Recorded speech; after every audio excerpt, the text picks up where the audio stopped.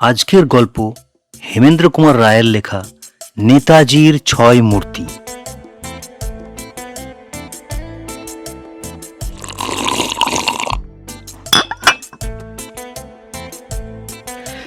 চায়ের পালা শেষ।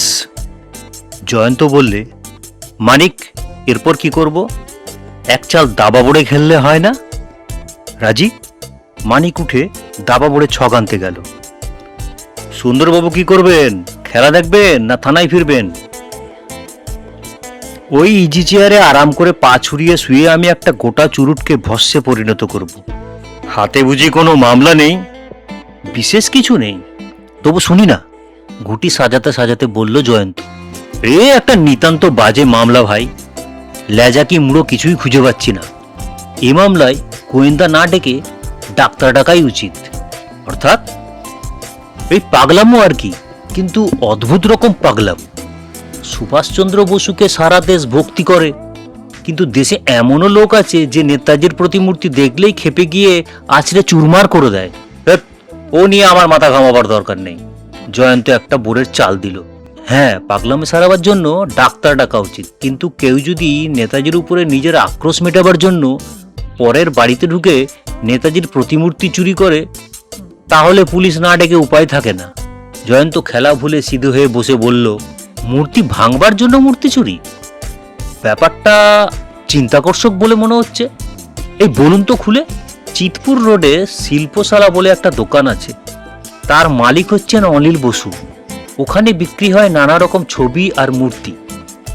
দোকানের এক কর্মচারী সামনের দিক ছেড়ে পেছনের দিকে গিয়ে কোনো কাজে ব্যস্ত ছিল। হঠাৎ একটা লোক দোকানে ঢুকে কাউন্টারের উপর থেকে নেতাজির প্রতিমূর্তি তুলে নিয়ে মাটির উপর আছড়ে ভেঙে টুকরো টুকরো করে ফেলে। তারপর এত তাড়াতাড়ি সে পালিয়ে যায় যে কেউ তাকে ধরতে পারেনি। এ হচ্ছে দিন চারেক আগেকার কথা।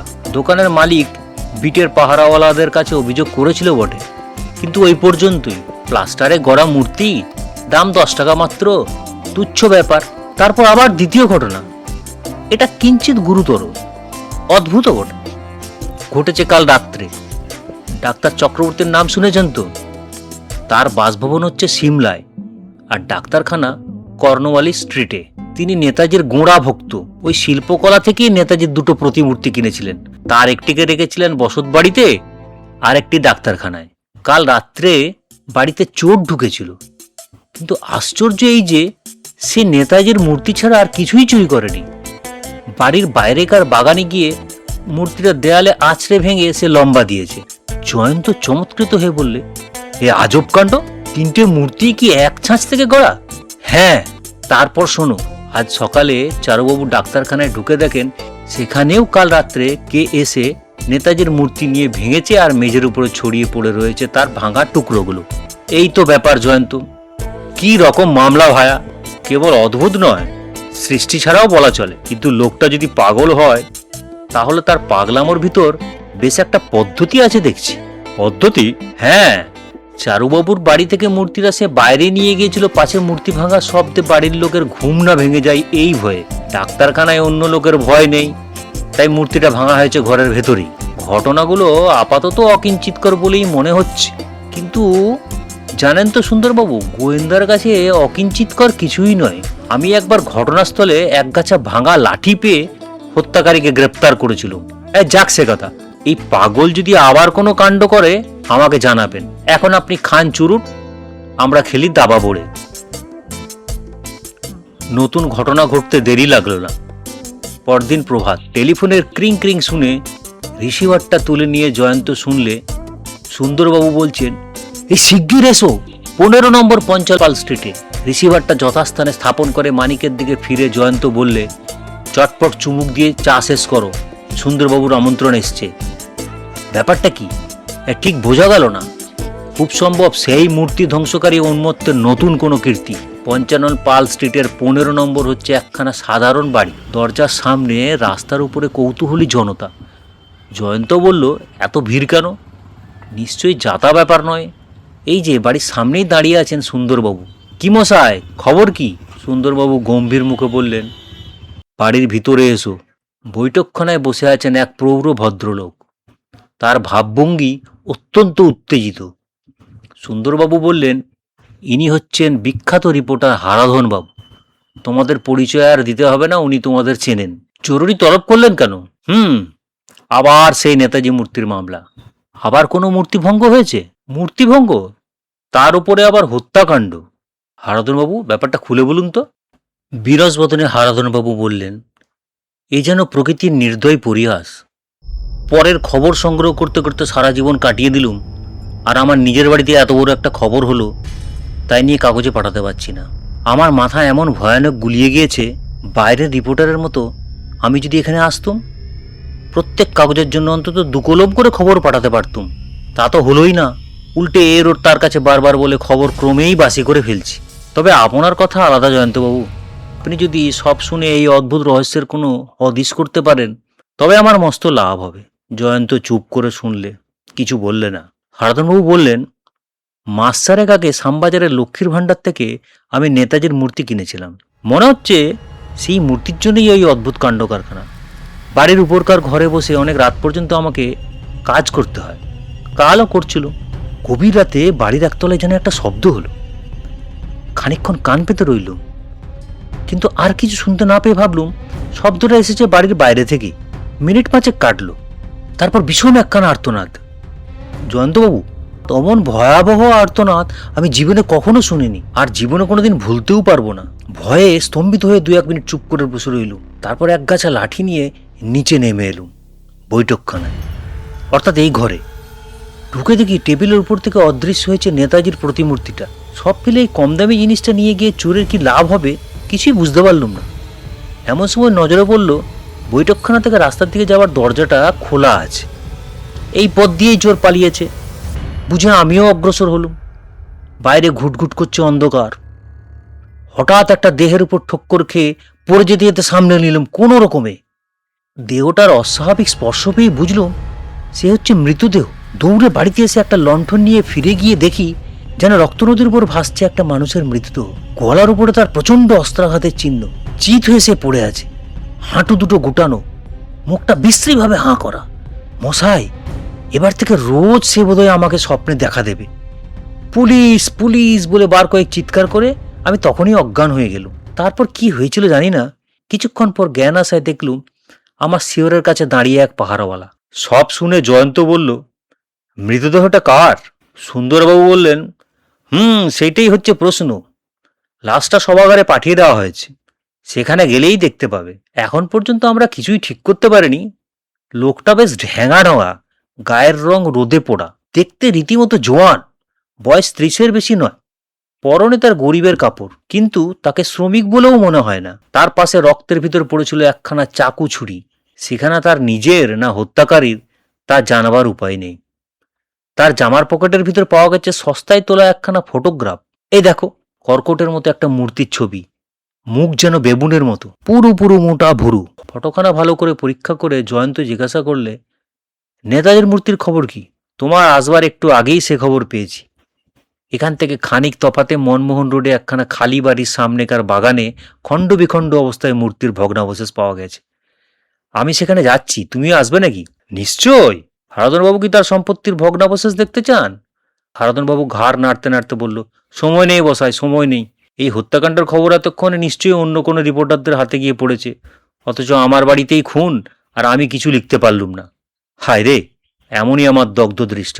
যে মহামানুষকে নিয়ে ভারতে এবং ভারতের বাইরে বিস্ময়কর আন্দোলনে সাড়া পড়ে গিয়েছিল, যার আদর্শে অনুপ্রাণিত হয়ে হিন্দু ও মুসলমান পরস্পরকে সত্যিকার ভাই বলে মেনে নিয়েছিল, তারই খণ্ড বিখণ্ড প্রতিমূর্তির পরিণাম দেখে জয়ন্ত স্তব্ধ হয়ে দাঁড়িয়ে রইল কিছুক্ষণ। তারপর সে ভগ্নমূর্তির এক একটা টুকরো একে একে কুড়িয়ে নিয়ে অত্যন্ত মনোযোগের সঙ্গে পরীক্ষা করতে লাগলো। তার মুখ দেখেই মানিক বুঝতে পারল এতক্ষণ পরে জয়ন্ত একটা না একটা সূত্র খুঁজে পেয়েছে।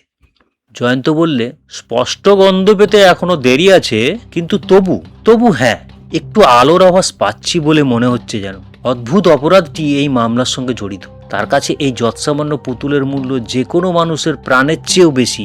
তাহলে আর কাকে বলে? না, তা নয় সুন্দরবাবু, একটা মস্ত কথা ভেবে দেখুন। মূর্তিটা সে হারাধনবাবুর বাড়ির ভিতরেও ভাঙেনি, বাইরেও ভাঙেনি, ভেঙেছে এত দূরে এসে, অথচ তার উদ্দেশ্য ছিল মূর্তিটা হাতে পেলে ভেঙে ফেলা। যে লোকটা খুন হয়েছে সে হঠাৎ এসে পড়াতেই হয়তো মূর্তিটাকে ঘটনাস্থলে ভেঙে ফেলা সম্ভব হয়নি। হতে পারে, কিন্তু বাগানের ভিতরে এই বাড়ির অবস্থানের দিকে আপনি ভালো করে লক্ষ্য করেছেন কি? সুন্দরবাবু চারিদিকে একবার চোখ বুলিয়ে নিয়ে বললেন, আরে লক্ষ্য করে আবার করব কি, এটা হলো খালি বাড়ি। আসামি তাই বুঝেছিল যে কেউ তার কার্যকলাপের দিকে দৃষ্টি রাখতে পারবে না। আপনি হয়তো দেখেননি, কিন্তু আমি দেখেছি যে হারাধনবাবুর বাড়ি থেকে এখানে আসবার আগেই পাওয়া যায় আরেকখানা খালি বাড়ি। আসামি সেখানেই মূর্তিটা ভাঙেনি কেন? সে কেবল মূর্তি চুরি করেনি, একটা নরহত্যাও করেছে। যতদূর মূর্তিটা বহন করে নিয়ে আসবে তার পক্ষে ততই বেশি বিপদের সম্ভাবনা। তবু কেন সে গ্রহণ করেনি মূর্তি ভাঙবার প্রথম সুযোগ? সুন্দরবাবু হাল ছেড়ে দিয়ে বললেন, তোমার প্রশ্নের উত্তর বাবু আমার কাছে নেই। মাথার উপরকার আলোর দিকে অঙ্গুলি নির্দেশ করে জয়ন্ত বলল, আগেকার খালি বাড়িতে আলো ছিল না, কিন্তু এখানে আলো আছে। আসামি অন্ধের মতো মূর্তি ভাঙতে রাজি নয়, মূর্তির ভাঙা টুকরোগুলো ভালো করে সচক্ষে দেখতে চায়। এর থেকে কি বুঝবো? আপাতত কিছুই বোঝবার দরকার নেই, পরে হয়তো এটা একটা বড় সূত্র বলে গণ্য হবে। এখন আপনি কি করতে চান সুন্দরবাবু? আমি আমি আগে দেখবো মৃতদেহটাকে কেউ শনাক্ত করতে পারে কিনা। সে কে আর তার বন্ধু বান্ধবরাই বা কে? জানতে পারলে মামলার কিনারা করা কিছুই কঠিন হবে না, তাই নয় কি? খুব সম্ভব তাই। আমি কিন্তু অন্যভাবে মামলাটা নিয়ে নাড়াচাড়া করতে চাই। কিরকম? আপাতত আমার মত আপনার ঘাড়ে চাপাতে আমি রাজি নই। আমরা স্বাধীনভাবে কাজ করি, আসুন। খানিকটা অগ্রসর হওয়ার পর আবার দুজনে মিলে পরামর্শ করা যাবে। কি বলেন? বহুত আচ্ছা। মৃতের পকেট থেকে যে ফটোখানা পাওয়া গেছে সেখানে আমায় দিতে পারেন? হ্যাঁ নাও, কিন্তু ছবিখানা কালকেই ফিরিয়ে দিও। উত্তম। এখন বিদায় হলুম। খানিক দূরে এসে জয়ন্ত ডাকলে, মানিক। হারাধনবাবু নেতাজির মূর্তিটা কিনেছিলেন লক্ষ্মীর ভাণ্ডার থেকে, সেখানে যায়, চলো। শ্যামবাজারে লক্ষ্মীর ভাণ্ডারে গিয়ে শোনা গেল দোকানের মালিক অনুপস্থিত, বিকেলের আগে ফিরবেন না। জয়ন্ত বললে, আপাতত লক্ষ্মীর ভাণ্ডারে আমাদের ঠাঁই হলো না, অতঃপর হাঁড়ির অন্য ভাত টিপে দেখতে হবে। চলো মানিক, চিতপুর রোডের শিল্পশালায়। শিল্পশালার মালিক অনিলবাবু জয়ন্তের প্রশ্ন শুনে বললেন, মশাই, এই কাউন্টারের উপরেই ছিল নেতাজির মূর্তিটা। যদি কোনো বদমাইশ যখন খুশি যেখানে সেখানে ঢুকে যা ইচ্ছা তাই করে দিতে পারে, তাহলে মিথ্যা আমরা ট্যাক্সও দিয়ে মুড়ি কেন? ডাক্তার চারু চক্রবর্তীও তো আপনার কাছ থেকে নেতাজির আর দুটো মূর্তি কিনেছিলেন। আজ্ঞে হ্যাঁ, কিন্তু সেখানেও তো শুনেছি এই কাণ্ড হয়েছে। এসব আর কিছু নয়, ওই কমিউনিস্টদের কীর্তি। আপনার এখানে নেতাজির আর কোনো মূর্তি আছে? না মশাই, আর নাই। ওই তিনটে মূর্তি আপনি কোথা থেকে কিনেছিলেন? বড়বাজারে আগরওয়ালা অ্যান্ড সন্স থেকে। ওদের অনেক দিনের মস্ত বড় কারবার। আচ্ছা, এই ফটোখানা কার বলতে পারেন? হুম, না না, চিনেছি। এ তো হীরালাল। হীরালাল? হীরালাল কে? ও তো পাথরের কারিগর। অল্প স্বল্প মূর্তি করতে আর ছবির ফ্রেমে গিল্টি করতে পারে। গেল হপ্তা তো সে এখানে কাজ করে গেছে। তার ঠিকানা আমি জানি না। সে চলে যাবার ঠিক দুদিন পরেই আমার দোকানের নেতাজির মূর্তিটা ভেঙে দিয়ে পালিয়ে যায়। শিল্পশালার বাইরে এসে মানিক বললে, তুমি কোন তালে আছো কিছুই বুঝছি না জয়ন্ত। এবারে কোন দিকে যাত্রা? বড়বাজার, আগরওয়ালা অ্যান্ড সন্স কারখানায়। বড়বাজারে অন্ধকার ও দুর্গন্ধের মুলুক সংকীর্ণ অলিগলির অত্যন্ত জনস্রোত ভেদ করে জয়ন্ত ও মানিক যথাস্থানে এসে হাজির হলো। ম্যানেজারের ঘরে ঢুকে একটা দ্বারপথ দিয়ে তারা দেখতে পেল উঠানে বসে কারিগরদের কেউ পাথর কাটছে, কেউ ছাঁচ থেকে মূর্তি করছে। ম্যানেজার মারোয়াড়ি। জয়ন্তের জিজ্ঞাসার জবাবে পুরাতন খাতা খুলে দেখে বলল, আমরা নেতাজির অনেক মূর্তি গড়েছি।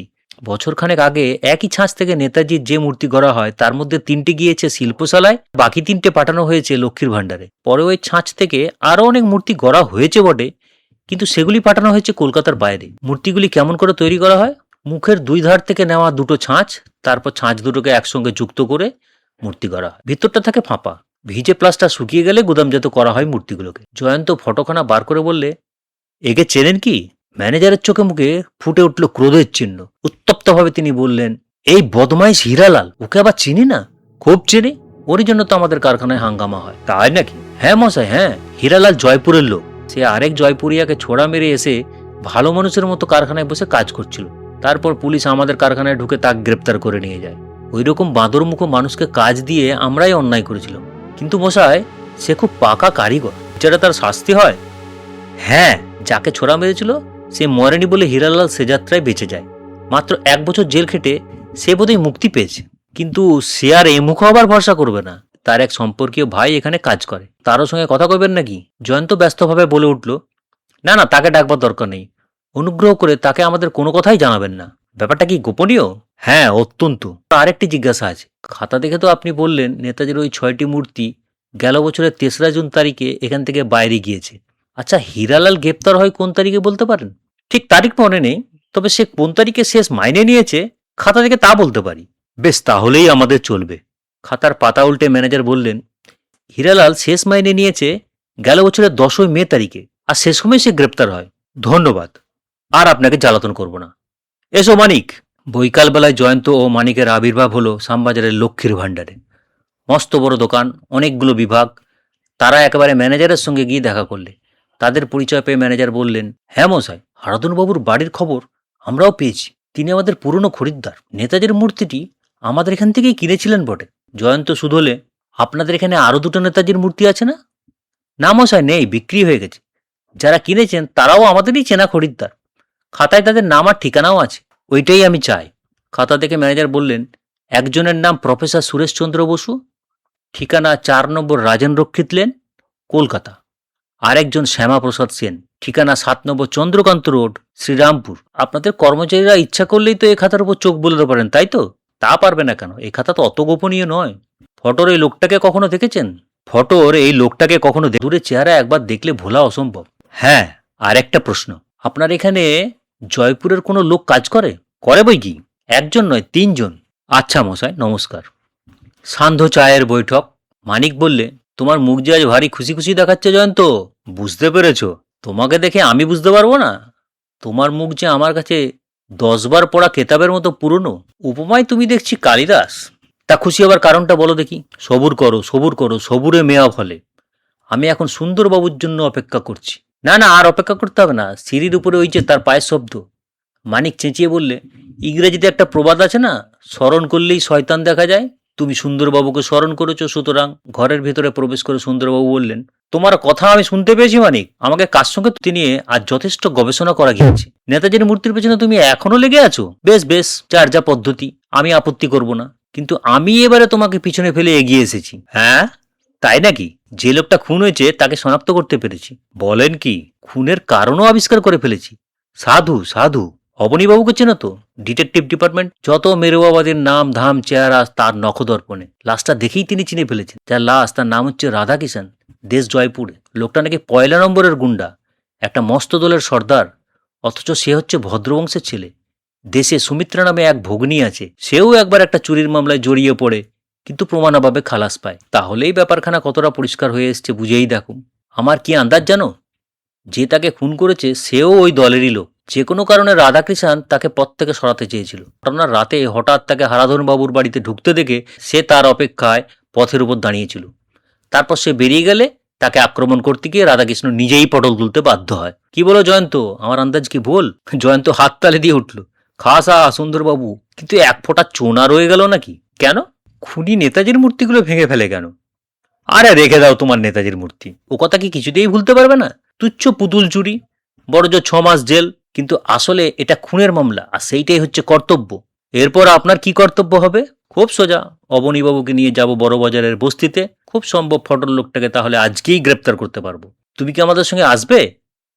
হুম, আমার বিশ্বাস আরও সহজে আসামির দেখা পেতে পারি। অবশ্য আমি জোর করে কিছুই বলতে চাই না। আপনি যদি আজ রাত্রে আমাদের সঙ্গে আসেন, আর দৈব যদি সহায় হয়, তাহলে হত্যাকারী নিজেই আপনার হাতের মুঠোর ভিতরে এসে পড়বে। কোথায় যেতে হবে শুনি? বড়বাজারে? না, 4 নম্বর রাজেন রক্ষিত লেন। আমি অঙ্গীকার করছি সুন্দরবাবু, আমার আন্দাজ ভুল হলে কাল আমি আপনাদের সঙ্গে বড়বাজারের বস্তিতে ভ্রমণ করতে যাব। কি বলেন, রাজি? হুম। মানিক সকৌতুকে বলল, হুম। এখানে হুম মানে কি দাদা? হুম, তাই ধরে নাও। জয়ন্ত টেবিলের সামনে গিয়ে একখানা কাগজে তাড়াতাড়ি কি লিখে সেখানে খামের ভিতরে পুড়লে।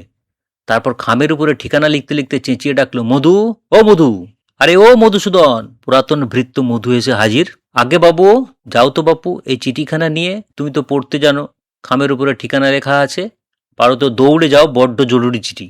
মধুর প্রস্থান, জয়ন্তের গাত্রোত্থান। সে বললে, সুন্দরবাবু তাড়াতাড়ি বাড়িতে গিয়ে খেয়ে দিয়ে খানিকটা গড়িয়ে নিন। রাত 10:30টার সময় আবার এখানে পদার্পণ করলেই চলবে। আমরা 11:30টার ভিতরে যাত্রা করব। সুন্দরবাবুর প্রস্থান। জয়ন্ত বললে, মানিক, আমাকে এখন পাশের ঘরে গিয়ে পুরানো খবরের কাগজের ফাইল ঘাঁটতে হবে। আজ রাত্রে বোধহয় অনিদ্রারই ব্যবস্থা। তুমি ইচ্ছা করলে অল্প বিস্তর বিশ্রাম নিতে পারো। রাত্রি প্রায় 10টার সময়তে পাশের ঘর থেকে জয়ন্ত বেরিয়ে এলো ধুলি ধূসরিত হস্তে। সোফার উপর লম্বা হয়ে শুয়েছিল মানিক। বললে, কি বন্ধু, তোমার খুশি মুখ যে আরো খুশি হয়ে উঠেছে বলে মনে হচ্ছে। 2 ভুরু নাচিয়ে জয়ন্ত বললে, আমি যা খুঁজছিলাম তা পেয়েছি। রাত 11:30। সদর দরজায় অপেক্ষা করছিল জয়ন্তর মোটর। সুন্দরবাবুও মানিকের সঙ্গে সেই মোটর গিয়ে উঠল। সুন্দরবাবু যে সশস্ত্র সে বিষয়ে সন্দেহ নাস্তি। মানিক, তুমিও রিভলভার এনেছো তো? জয়ন্ত বললে। কথা আবার বলতে মানিকের গাড়ি ছুটল। এ রাস্তা ও রাস্তা মারিয়ে গাড়ি যখন একটা চৌমাথায় হাজির হলো, কলকাতা শহর তখন যেন ঘুমিয়ে পড়বার চেষ্টা করছে। জয়ন্ত চালককে ডেকে বলল, গুড্ডা সিং, গাড়ি থামাও, এখানেই তুমি আমাদের জন্য অপেক্ষা করো। আমাদের এখন শ্রীচরণই ভরসা। নাম মানিক, নামুন। সুন্দরবাবু, আরে মশাই, আপনার নাসাযন্ত্র যে সঙ্গীত সৃষ্টি করবার চেষ্টা করছে, বলি ঘুমোলেন নাকি? সুন্দরবাবু ধর্মর করে সোজা হয়ে উঠে বসে প্রকাণ্ড একটা হাই তুলে বললেন, ঘুমায়নি হে, ঘুমায়নি। এই ভীষণ গরমে শীতল সমীরণ সেবন করে কিঞ্চিত ত্রন্দাতুর হয়েছিলাম আর কি। আমি এখন সম্পূর্ণরূপে জাগ্রত। কি বলবে বলো? এইবার গাড়ি থেকে অবতরণ করার সময় এসেছে। এসেছে নাকি? আমি নেমে পড়লুম। গাড়ি নিয়ে বেশি দূর যাওয়া সঙ্গত নয়। এইবার পদব্রজে মিনিট পাঁচেক অগ্রসর হতে হবে। জো হুকুম। আমি প্রাচীন সৈনিক, যা বললা তাতেই রাজি। এই আমি সবেগে পদচারণা করলুম। পথে আর লোক চলাচল নেই বললেই চলে। গোটা কয়েক কুকুর শহরের মৌনব্রত ভাঙবার চেষ্টা করছে এবং রাস্তায় এখানে ওখানে 2-3 বা ততোধিক ষাঁড় গা এলিয়ে উপর হয়ে শুয়ে নির্বিকারভাবে রোমন্থন করছে। 4 নম্বর রাজেন রক্ষিত লেন। রেলিং ঘেরা জমির ভিতর একখানা মাঝারি আকারের বাড়ি। তার গায়ে কোথাও নেই আলোর রেখা। বাড়ির লোকেরা নিশ্চয়ই শয্যায় আশ্রয় গ্রহণ করেছে। রাস্তার ইলেকট্রিক পোস্টের আলোয় সুন্দরবাবুর নামটা পাঠ করলেন, প্রফেসর সুরেশচন্দ্র বসু। জয়ন্ত বললে, রাত্রেও এ বাড়ির ফটক বন্ধ হয় না দেখছি। চলুন সুন্দরবাবু, বাগানে ওই হামোহানার ঝোপের ভিতরে আড়ালে গিয়ে আমরা লুকিয়ে থাকি। না হলে অনেক রাত পর্যন্ত আমাদের মশক দংশন সহ্য করতে হবে। হয়তো কাল সকাল পর্যন্ত অপেক্ষা করেও আমাদের ভাগ্যের লাভ হবে একটি প্রকাণ্ড অশ্বডিম্ব। উপায় কি? যে পূজার যে মন্ত্র। কিন্তু জয়ন্তর আশঙ্কা সফল হলো না। আধ ঘন্টা কাটতে না কাটতেই কোথা থেকে আচমকা দেখা দিল একটা ছোট্ট কালো মূর্তি। তীরের মতো বাগানের ভিতর ছুটে এসেই সে বাড়ির ছায়ার ভিতরে কোথায় যেন হারিয়ে গেল। ঠিক যেন একটা বানর। কয়েক মুহূর্ত কেটে গেল নীরবে। তারপর একটা শব্দ, কি যেন একটা জানলা খুলছে ধীরে ধীরে। তারপর আবার সব চুপচাপ। জয়ন্ত বললে, এসো মানিক, আমরা জানালার নিচে গিয়ে দাঁড়িয়ে থাকি। চোর বাইরে বেরোলেই গ্রেপ্তার করব। কিন্তু তারা 2-1 পা এগোবার আগেই বাড়ির ভিতর থেকে আবার সেই মূর্তির আবির্ভাব। তার হাতের তলায় রয়েছে সাদা মতন কি একটা জিনিস। সে চারিদিকটা একবার চটপট দেখে নিল। এখনকার নীরবতায় ও নির্জনতায় বোধহয় তার আশ্বস্ত হল। হাতের জিনিসটা মাটির উপর নামিয়ে রাখলো। তারপর জেগে উঠল ফটাফট শব্দ। জয়ন্ত সঙ্গীদের নিয়ে বেগে ছুটে গেল তার দিকে। লোকটা তখন হেঁট হয়ে এমন একাগ্র মনে মাটির দিকে তাকিয়ে আছে যে কিছুই বুঝতে পারলে না। তার পিঠের উপরে বাঘের মতো ছাপিয়ে পড়ল জয়ন্ত এবং সে কোনো বাধা দেওয়ার আগেই মানিকের সাহায্যে সুন্দরবাবু হাত করা দিয়ে তার 2 হাত করলেন বন্দি। তাকে চিৎ করে ফেলতেই দেখা গেল তার হাড় কুৎসিত বেবুনের মুখখানা অবিকল সেই ফটোগ্রাফের প্রতিচ্ছবি। জয়ন্ত মাটির উপর হুমড়ি খেয়ে পড়ল। সেখানে ইতস্তত বিকীর্ণ হয়ে আছে নেতাজির আরেকটা মূর্তির ভাঙা টুকরো। সে একে একে টুকরোগুলোকে তুলে নিয়ে তীক্ষ্ণ দৃষ্টিতে পরীক্ষা করতে লাগলো। এমন সময় বাড়ির ভিতরে জ্বলে উঠল আলো এবং দরজা খুলে বেরিয়ে বাগানের উপর এসে দাঁড়ালো আরেক মূর্তি। জয়ন্ত মুখ তুলে শুধল, আপনিই বোধহয় প্রফেসর সুরেশচন্দ্র বসু? আজ্ঞে হ্যাঁ। আর আপনি নিশ্চয়ই জয়ন্তবাবু? আপনার পত্র আমি যথাসময়ে পেয়েছি আর কাজও করেছি আপনার উপদেশ মতোই। যাক, বদমাইশটা যে ধরা পড়েছে দেখে খুশি হলো। আসুন একটু চাটা খেয়ে যান। সুন্দরবাবু বললেন, এ কি চা খাবার সময় নাকি মশাই? এই পরম সুন্দর মানুষটিকে লকআপে পুড়তে না পারলে আমি ঘুমাবারও সময় পাবো না। দেখি সোনার চাঁদ, তোমার পকেটে কি সম্পত্তি আছে? বন্দি কোনো কথা কইলে না, কিন্তু সুন্দরবাবু তার দিকে হাত বাড়াতে সে দাঁত মুখ খিচিয়ে খ্যাক করে তার হাতে কামড়ে দিতে এলো। সুন্দরবাবু চট করে নিজের হাতখানা সরিয়ে নিয়ে উঠলেন। ওরে বাবা, হয়েছিল আর কি? তুই বেটা মানুষের ছদ্মবেশে বুনো জন্তু নাকি? এই মুন্ডুটা 2 হাতে আচ্ছা করে চেপে ধরো তো মানিক, সাবধান যেন কামড়াতে না পারে। এর পকেটগুলো হাতড়ে না দেখলে চলবে না। আসামির পকেট হাতড়ে পাওয়া কেবল 3 টাকা 10 পয়সা আর একখানা ছোড়া। জয়ন্ত ছোড়াখানা পরীক্ষা করে বললে, এর হাতলে এখনো রক্তের দাগ লেগে রয়েছে দেখছি। নিশ্চয়ই গুন্ডা রাধাকিষানের রক্ত। সুন্দরবাবু বললেন, ওহে রূপবান পুরুষ, কোন নাম ধরে তোমাকে সম্বোধন করবো হে বাপু? বন্দি নিরুত্তর। নাম বললে না, জিতা রহ বেটা। কিন্তু তুমি তো জানো না, ডিটেকটিভ ডিপার্টমেন্টের অবনীবাবুর কাছে তোমার নাম ধামার যাবতীয় গুণাবলী কিছুই আর ধামাচাপা থাকবে না। জয়ন্ত বললে, অনেক রাত বাড়ছে সুন্দরবাবু। হ্যাঁ, আমরাও এবার গা তুলব। কিন্তু ভাই জয়ন্ত, তুমি যে কেমন করে জানতে পারলে যে এই খুনিটা আজ এখানে আসবে, আমি কিছুই বুঝতে পারছি না। আপাতত বুঝে কাজ নেই, কারণ আমার কাছেও এখনো সব রহস্য পরিষ্কার হয়নি। এই লোকটা নেতাজির মূর্তি কেন ভাঙে? আরে থো করো তো কথা, এটা হচ্ছে খুনের মামলা, খুনি গ্রেপ্তার। এখনো তুমি নেতাজির মূর্তি নিয়ে মস্তক ঘর্মাক্ত করছো কেন? না সুন্দরবাবু, এটা খুনের মামলা নয়, এটা হচ্ছে নেতাজির মূর্তির মামলা। আমার ধারণা খুনোখুনির কারণই হচ্ছে নেতাজির মূর্তি। সে কারণ আবিষ্কার করতে না পারলে আদালতে আপনার খুনের মামলা ফেঁসে যাবে। অত বাক্যবাই কেন বাবু? কারণটাই ব্যক্ত করো না।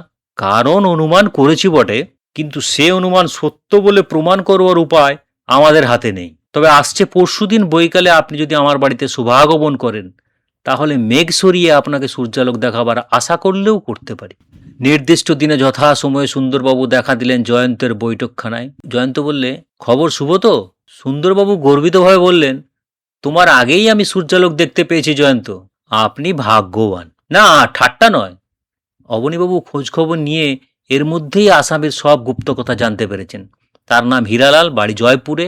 আগে তার স্বভাব ভালোই ছিল, সৎ পথে থেকে মূর্তি গড়ে বেশ 2 পয়সা রোজগার করত। কুসংসর্গে মিশে সে গোল্লায় যায়, 2বার জেল খাটে, 1বার চুরি করে আর 1বার ছোরা মেরে। নেতাজির মূর্তিগুলো কেন যে ভাঙলো এখনও তা জানা যায়নি, কারণ হীরালাল ও সম্বন্ধে কোনো কথাই বলতে রাজি নয়। কিন্তু আমরা সন্ধান নিয়ে এটুকু জানতে পেরেছি যে মূর্তিগুলো তার নিজের হাতেই গড়া। সুন্দরবাবু নিজের মনের কথাগুলো বলে যাচ্ছিলেন, কিন্তু জয়ন্ত বোধহয় মন দিয়ে তার কথা শুনছিল না। থেকে থেকে সে যেন কান পেতে কি শোনে, মাঝে মাঝে জানলার ধারে উঠে যায়, আবার এসে বসে পড়ে। সুন্দরবাবু শুধালেন, তোমার আজ কি হয়েছে জয়ন্ত? তুমি এত অন্যমনস্কা কেন? বোধহয় আমার হিসেব ভুল হয়েছে। এখন আপনার কাছে কেমন করে মুখ রক্ষা করব জানি না। এ আবার কি কথা? আজ এখানে আসবার জন্য গেলকাল একজনকে টেলিগ্রাম করেছিল, কিন্তু নির্দিষ্ট সময় উতরে গেল, তিনি এলেন না। কে তিনি? শ্যামাপ্রসাদ সেন, থাকেন শ্রীরামপুরে। তাকে কি দরকার? খুনি কেন যে নেতাজির মূর্তিগুলো ভাঙত, হয়তো এর উত্তর পাওয়া যেতে পারে তার কাছেই। প্রশ্নের উৎপত্তি কলকাতায়, আর উত্তর আসবে শ্রীরামপুর থেকে। অবাক! জয়ন্ত চমকে বললে, মানিক, দরজায় একখানা গাড়ি এসে দাঁড়ালো না? একবার দেখে এসো তো। মানিক ঘর থেকে বেরিয়ে গিয়ে আবার ফিরল একটা প্রাচীন ভদ্রলোককে সঙ্গে নিয়ে। তার ডান হাতে খবরের কাগজে মোড়া একটা জিনিস। জয়ন্ত জিজ্ঞাসা করলে, আপনি কি শ্রীরামপুরের শ্যামাপ্রসাদ বাবু? আজ্ঞে হ্যাঁ, কিন্তু ঠিক সময়ে আসতে পারেনি বলে মাপ করবেন। আজকাল ট্রেনের ধরন ধারণ জানেনই তো। বসুন বসুন, নেতাজির মূর্তিটা সঙ্গে এনেছেন তো? হ্যাঁ, এই যে আমার হাতে। উত্তম, তাহলে কাজের কথা হোক। জয়ন্তবাবু, আপনি কি সত্য সত্যই মূর্তিটা 300 টাকা দিয়ে কিনতে চান? নিশ্চয়ই। কেমন করে জানলেন যে ওই মূর্তিটা আমার কাছে আছে?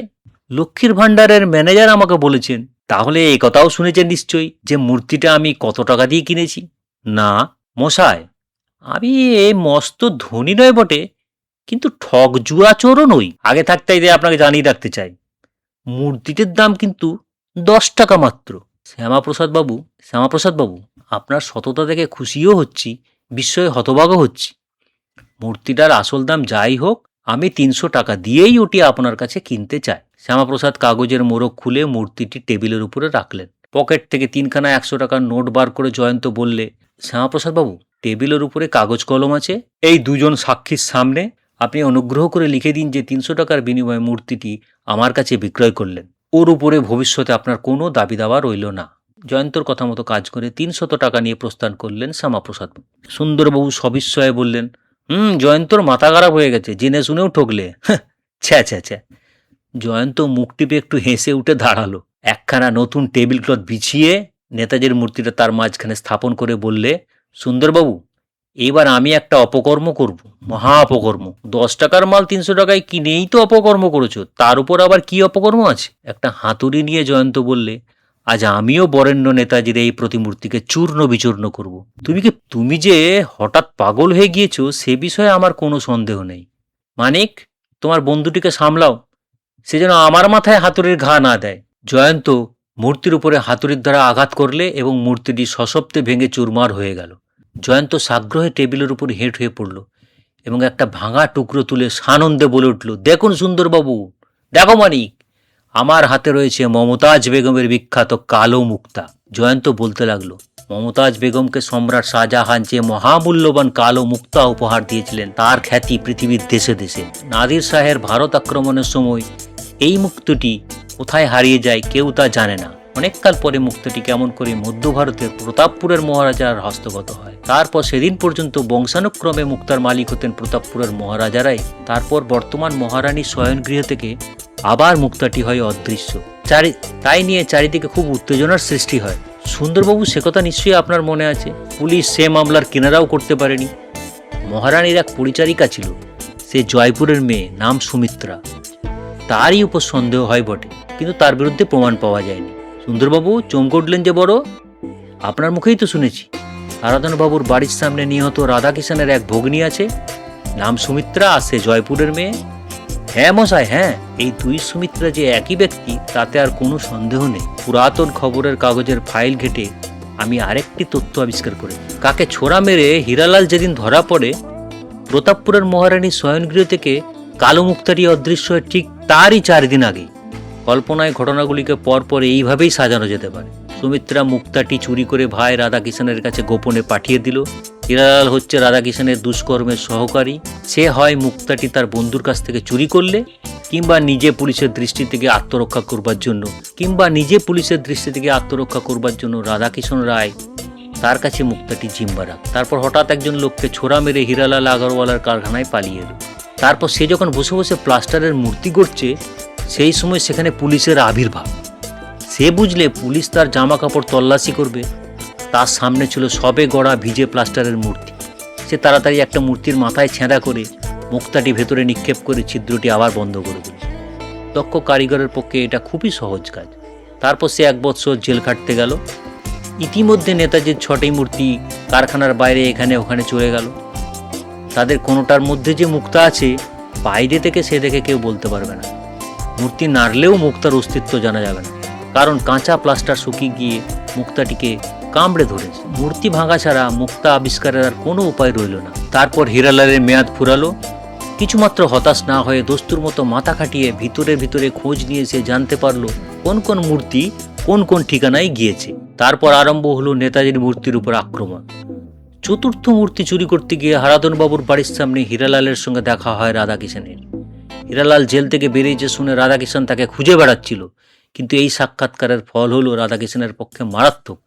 সুন্দরবাবু বললেন, হীরালাল যদি তার দুষ্কর্মের সহকারী হয়, তবে রাধাকিষাণ তার ফটো নিয়ে বেড়াতে কেন? খুব সম্ভবত তৃতীয় ব্যক্তির কাছে হীরালালের খোঁজ নেওয়ার সময় এই ফটো তার কাজে লাগতো। যাক সে কথা, আমি বেশ আন্দাজ করলো খুনের পরে হীরালাল আরও তাড়াতাড়ি কাজ হাসিল করবার চেষ্টা করবে, কারণ পুলিশ তাকে খুঁজছে।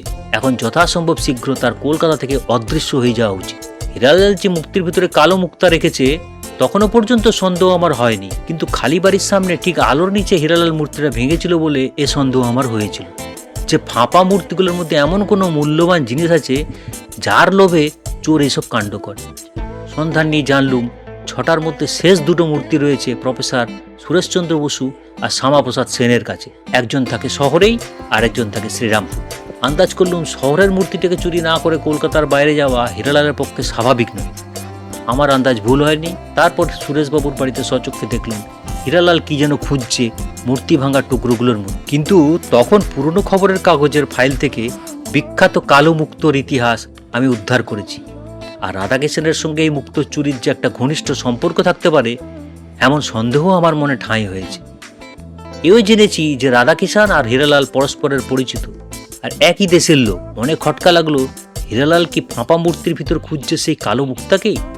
কিন্তু এখনো পর্যন্ত হীরালালের অভিষ্ট সিদ্ধ হয়নি। আমার মন বললে তাহলে মুক্ত আছে ওই শেষ বা 6ষ্ঠ মূর্তির মধ্যেই। সুন্দরবাবু, কপালটুকে আপনার সামনেই 300 টাকা দিয়ে আমি ওই 6ষ্ঠ মূর্তিটাকে কিনে ফেললুম, দেখলেন তো? সুন্দরবাবু তারিফ করে বললেন, ধন্যী ভায়া ধন্যী, একটি মাত্র স্টক খণ্ড দিয়ে আজ 1 জোড়া পক্ষীবধ করেছো। একসঙ্গে 2-2টো মামলা কিনারা করে ফেললে হে। ওদিকে মুক্ত চুরির আর এদিকে মূর্তি চুরির মামলা।